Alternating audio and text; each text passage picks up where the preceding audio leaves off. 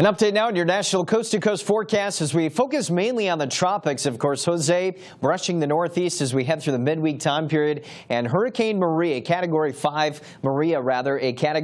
hurricane. Sustained winds earlier today at 160 miles per hour. Just in a devastating storm that actually hit the Lesser Antilles last night as a very devastating storm there. But this is Jose. You can see the counterclockwise circulation there just at hurricane status. Good news is that the latest forecast track has it moving a little bit farther east than previously thought. However, we still have tropical storm warnings in place for southeastern Massachusetts and the Cape, and tropical storm watches in that pink color, which does include Connecticut and also into Long Island. But the storm itself will be bringing with it some gusty winds, high surf, and of course some decent rip current potential. Some of the outer bands impacting those areas as we take you through at least the next 2 to 3 days.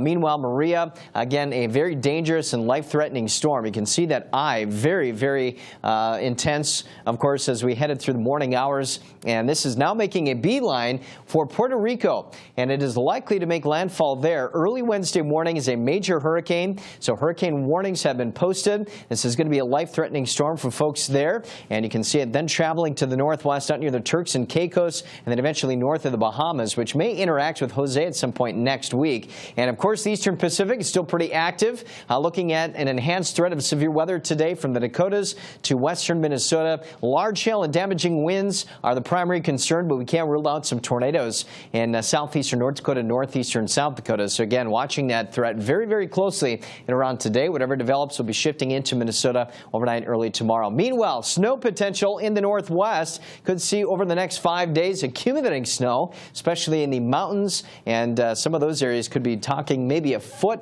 of snow or more, especially out near Mount Rainier and south central Washington.